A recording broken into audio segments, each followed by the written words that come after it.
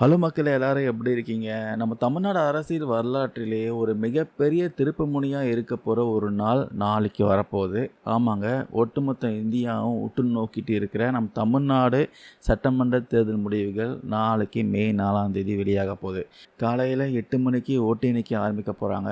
இதில் சாதாரண மக்கள் இருந்து அரசியல் தலைவர்கள் வரைக்கும் எல்லோருடைய கவனமும் குறிப்பிட்ட சில விஐபி தொகுதிகள் மேலே தான் இருக்குது. அப்படி எந்தெந்த தொகுதிகளை யார் யாரெல்லாம் மோத போகிறாங்கன்னு சுவாரஸ்யமான தகவலாம் இந்த வீடியோவில் பார்க்கலாம். பொதுவாக தமிழ்நாட்டில் தேர்தல்னா திமுக அதிமுகன்ட்டு 2 பேருக்கு இடையில தான் பார்த்தீங்கன்னா நேரடியாக போட்டி இருக்கும். ஆனால் இந்த தடவை களம் பார்த்தீங்கன்னா ரொம்பவே வித்தியாசமாக இருக்குது. ஒரு பக்கம் ஆளும் கட்சியான திமுக பெரிய கூட்டணி பலத்தோடு நிற்கிறாங்க, இன்னொரு பக்கம் அதிமுக பெரிய கூட்டணியோடு கிளம்பிறங்குறாங்க.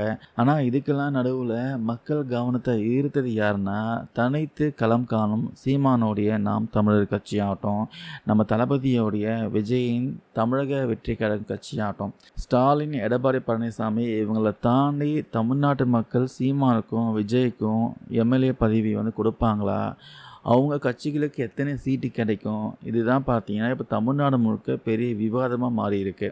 தேர்தலுக்கு பிந்தைய கருத்து கணிப்பு நிறைய பார்த்துருப்பீங்க. அதில் பார்த்தீங்கன்னா டிஎம்கே மெஜாரிட்டியாக இருக்கும் போட்டிருக்கு. ஆனால் தாவேக்கா டஃப் கொடுப்பாங்க போட்டிருக்கு.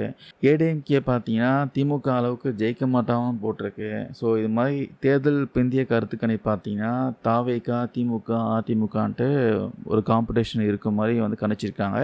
ஆனால் இந்த மாதிரி கணிப்புலாம் பார்த்தீங்கன்னா இதுக்கு முன்னாடி எலெக்ஷனில் அதெல்லாம் பொய்யா இருக்குது. ஸோ அதே மாதிரி இந்த எலெக்ஷனில் திமுகவா அதிமுகவா தாவேக்காவான்னு பொறுத்து தான் பார்க்கணும். ஃபர்ஸ்ட் ஆஃப் ஆல் நாளை தினம் எல்லோருடைய பார்வையும் இருக்க போகிற அந்த மெயின் தொகுதிகள் தான் பார்க்க போகிறோம். கொளத்தூர் எடப்பாடி முதலமைச்சர் மு.க. ஸ்டாலின் அவர்கள் தன்னுடைய கோட்டையான சென்னை கொளத்தூர் தொகுதியில் 4வது முறையாக போட்டியிடுறாரு.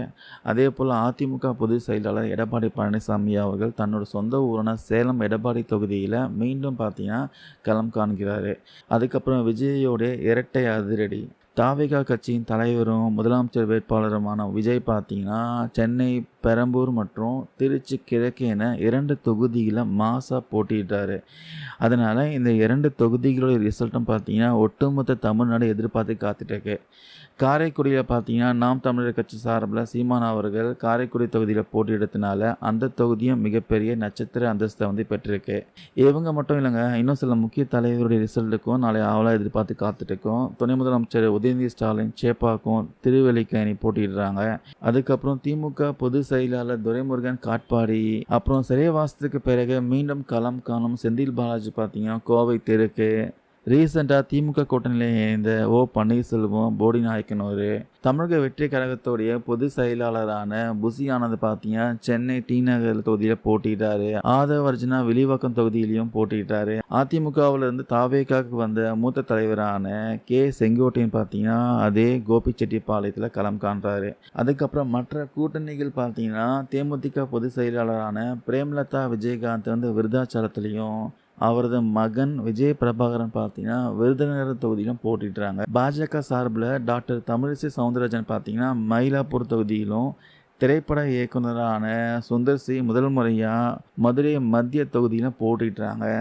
சுந்தர்சிக்கு அகெயின்ஸ்டாக பார்த்தீங்கன்னா திமுகவில் நம்ம பிடிஆர் பனைவேல் தியாகராஜன் போட்டிடுறாங்க.